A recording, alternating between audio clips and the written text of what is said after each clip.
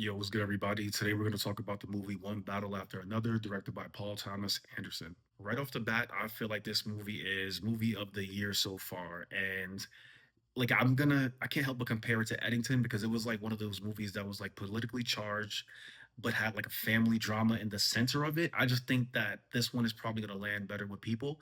And again, I loved Eddington. I thought it was great.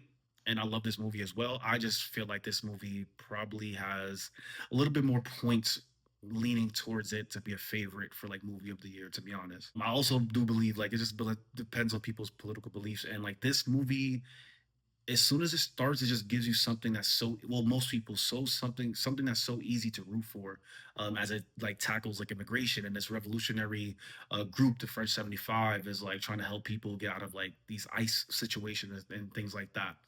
And the characters are radical, but that they feel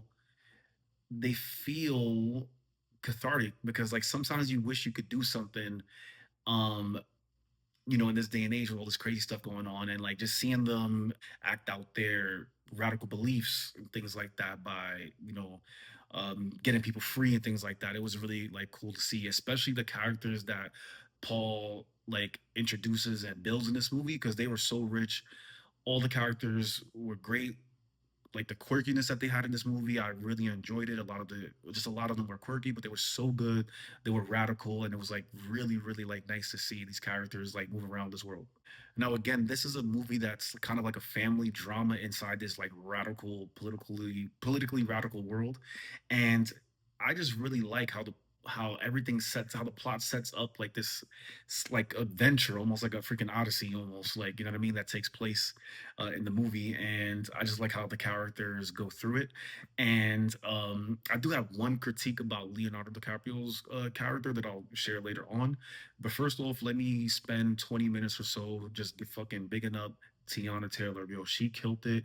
If Anne Hathaway could get an Oscar for lip syncing for 5 minutes, whatever she was doing, I don't want to downplay. I don't know if she was really singing, but Teyana Taylor, you killed it in this movie. I honestly wish there was more of that character in the film, because she was just so interesting, and a dilemma that she had and things like that. I would have loved to see like a redemption arc for her in this movie.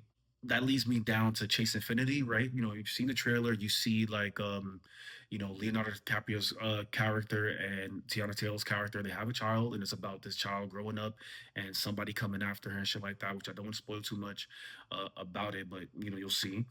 And it's just about, again, this battle against like these crazy political forces, you know what I mean? And the way they handle the political forces too, it's not too heavy, like it's funny, it's satirical, but it also feels real and stupid, but in a good way, if that makes sense. As like the political group that Sean Penn is, the antagonist is part of, is just, I just really feel that's how like some of these like higher ups be and how they think, and it was funny to watch. Now, Chase Infinity, girl, you body this movie, and I need you to keep doing your thing. Hopefully, there's a lot of much more great roles in your future. I really liked it, and I feel like in a lot of these movies, like these kind of coming of age movies that we get in modern days, we tackle like Gen Z and the younger generations and stuff, and like I feel like a lot of these people and characters are portrayed like so one dimensional and like corny, to the point where as soon as you even hear the phrase Gen Z in a movie, you're like, all right, I'm over it already, bro. Like I don't, you know. But the way this character portrayed this, she's a teen in the movie. The way she is portrayed, I really enjoyed her, and I really liked who she became in the movie. And that, like, Tiana Taylor and Chase Infinity's characters are, for me, like the two characters that as I rewatch this movie that I'm always going to be rooting for, and thinking about like their character arcs. And that leads me to Leonardo DiCaprio, which solid performance, bro. Homie was great, comedic. I really liked him being funny like this. He wasn't like a super funny character, but like the way he was acting was funny in a great way.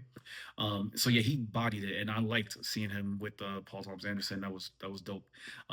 My only one critique about the movie though is Leonardo DiCaprio's part felt meandering, and I was afraid, like especially towards the middle and ending of the movie. I'm like, bro, like is his story going to lead anywhere? But then as the movie concluded, I just felt like he was late to the party. And again, I don't want to spoil anything. I want you to watch it and come with your own opinion and stuff. But let me know if you've seen it, if you agree with what I'm saying, or if I'm like bugging, if I'm nitpicking. Again, it's a small nitpick, it's not, horrible. But again, like we spent so much time with him that I was wishing that his climax was gonna pay off. And again, like I said, it didn't. Felt like he was late to the party. The movie itself, like in terms of like visually, bro, like it's not just the Vista Vision, bro. Like I know these people hype shit up. Oh, Vista Vision, IMAX, and shit like that. Like no, this movie was just great choices, directing and cinematography all across the board. There were a lot of like colors in the movie, a lot of like silhouettes in the movie. Like this movie was not afraid to be dark and live in the silhouettes of this like politically divided and dark world, right? Like dark forces or whatever, and all this, like everyone's in hiding and stuff like that. So they really use silhouettes to their visual advantage, and I really liked it. There's a lot of scenes in here where the lighting is very natural. There's a lot of scenes where it's dark. You still see, but it's again, it's in a silhouetted fashion, but it's beautiful. There are shots of like the sky that look beautiful in the movie, and there are also just camera movements that shift perspectives and make you feel like like I don't know, like you're right there as the action is taking place. And again, just like so the movie moves so steady and fast paced, but it's never like jarring in a bad way. It's jarring when the camera moves a certain way, but it kind of like invigorates your interest. And it never for yo, I ain't gonna front for a 2 hour and 42 minute movie. People was holding their piss, bro. I'm not gonna lie to you. Like, yo, like there was probably like 15 minutes left in the movie, and people were like, I can't hold it no more. Like they, people were really holding it because the movie was like, you just feel like you was gonna miss something if you were gone for too long. And honestly, you probably would. Like, there's so much of this movie for a 2 hour and 42 minute movie. I don't think there's much time wasted at all. Like it's definitely a good watch. If you want to see it, I definitely recommend seeing it in a theater. It's worth the money.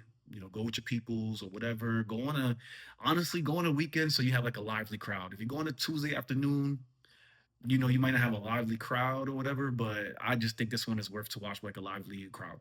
So again, I just want to end this by saying that Paul Thomas Anderson did a great job in this movie. It was really exciting to watch it, and I personally think it's movie of the year. Now, when it comes to Oscars and shit, normally don't really give Oscars to movies like this or whatnot. I guess it does have Paul Thomas's name attached to it, so it might be different. But this is my vote for movie of the year, whether it gets an Oscar or not, or an Oscar nom or not. And yeah, let me know what you thought about it. Let me know if you agree with what I'm saying.